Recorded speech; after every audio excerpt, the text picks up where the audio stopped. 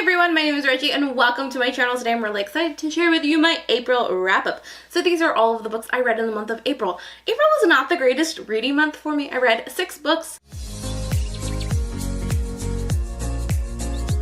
If you're new around here, you should definitely hit that subscribe button. I post new bookish videos every week. You should also comment down below. Let me know what your favorite book you read in the month of April was. You should also give this video a thumbs up if you like me and you like this video because it helps out a lot.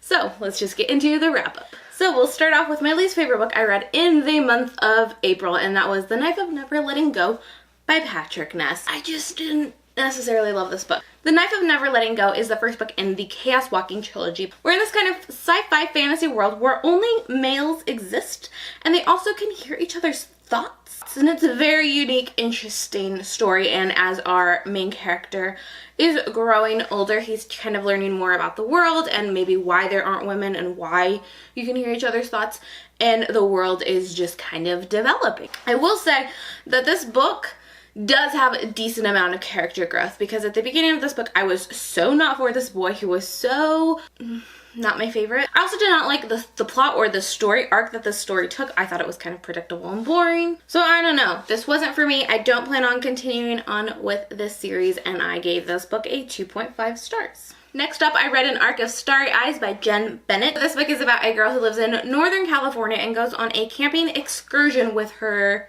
I would say, close acquaintance. They're not necessarily really friends. They're kind of friends.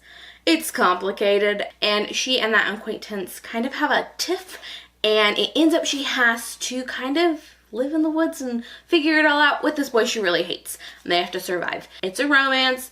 It's kind of predictable. It's kind of basic. We have some moments of diversity. It's not hugely tackled, but it does exist, and it's just an interesting book. I didn't particularly think it brought a lot to the table in terms of nuance or a great story, but it was fun and light and a quick read. I gave this one a 3 out of 5 stars. Next up, I read In Conclusion, Don't Worry About It by Lauren Graham. This is basically a book version of the commencement speech she recently gave, and I love Lauren Graham. I enjoyed her first novel. I loved her memoir, so I was really itching to get my hands on this. And while I enjoyed it, I was a little disappointed. I don't think she brought anything new, fresh, creative to the commencement speech. I mean, I know if I was there in the audience, I would have been stoked to hear her speak to me, but reading the transcript, I actually listened to the audiobook, which was narrated by Lauren, and it still lost a lot for me. I don't know if it's just because it's been a few years since I graduated and this stuff has lost meaning, or if it's just that her speech wasn't as good as other speeches I've listened to, but this wasn't my favorite. It wasn't bad by any means. I enjoyed some of the things she said a lot, and I ended up giving this a 3 out of 5 stars. Next up, we have the graphic novel I read, and this is Wires and Nerve Volume 1 by Marissa Meyer. If you do not know, this is the graphic novel duology that follows the events of the Lunar Chronicles in the Lunar Chronicles series. This follows everyone's favorite android, Echo, as she goes on adventures to kind of help the Queen. And that's all I'll say, because I don't want to spoil anything that happens in the Lunar Chronicles. But this was a lot of fun. I would say I enjoyed the art style. I know a lot of people complained about like the blue palette of it all. The entire graphic novel is composed in this like blue, it's almost like black and white type thing, but it's just blue instead of black. And I thought it looked really cool. I enjoyed the cool tones. I absolutely enjoyed the characters and what we got from them. That being said, I don't think it was that action-packed or nuanced, told a big enough story, or really brought enough to the world. So I wouldn't necessarily say you have to go out and read these. If you're a big diehard Lunar Chronicles fan, you probably already have or are planning to, and that is a-okay. You will have a good time. But I mean, I don't think they add that much to the story overall, so I ended up giving this a 3.5 stars. Next up, I want to talk about one of my favorite books I read this month, and that is The Education of Camera Post by Emily Danforth. And this was so good. If you do not know, this has been adapted into a movie that already was made and stars Chloe Grace Moretz. It went through Sundance and won Sundance. It won Sundance.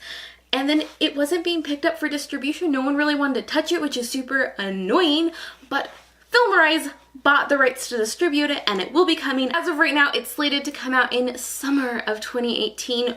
and I'm so excited for it. This is a contemporary style story, but it is technically a historical fiction set in the 90s, and it follows Miss Cameron Post, who is a girl coming to terms with her sexuality. She is lesbian and she is kind of growing up and trying to figure that out. In the beginning of the story, her parents pass away and she ends up living with her aunt. When her aunt does discover that she is lesbian and attracted to females, she is sent to a conversion therapy camp. So our story is kind of twofold. One, her kind of going through the discovery phase, and then two, her going through the conversion therapy phase.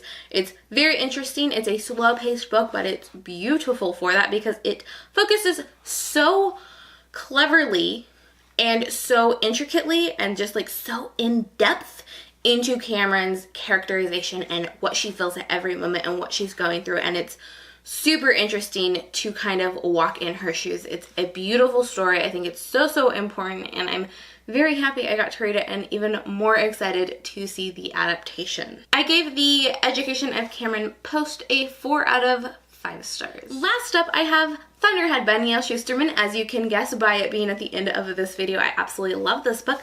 I gave it a 5 out of 5 stars. This is a sequel to the Scythe book by Neil Shusterman, which you've probably heard everyone talk about these books because they're super hyped up on BookTube right now. These are dystopian stories set in a utopia world where basically we've conquered death. But because of that and the risk of overpopulation, we have these people called the Scythe who go around and glean or kill people.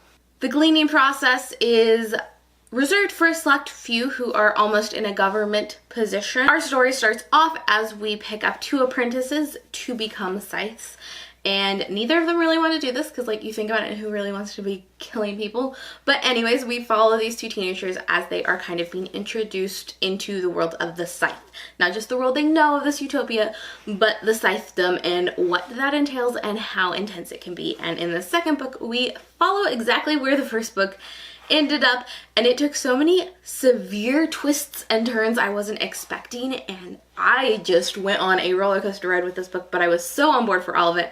Absolutely loved it, and I was so interested in everything that the story had to tell. I was super fascinated. I found it a lot more nuanced than the first book. I found it a lot more interesting. The character dynamics were so much more interesting in my opinion. And like I said, those twists and turns really got to me, so I'm really excited to see where this story continues. So that is all for my April wrap-up. I hope you really enjoyed this video, and if you did, you should give it a thumbs up. You should also subscribe if you haven't already, and comment down below. Let me know what your favorite book you read in April is. So that's all. Like I said, see you next time. Bye!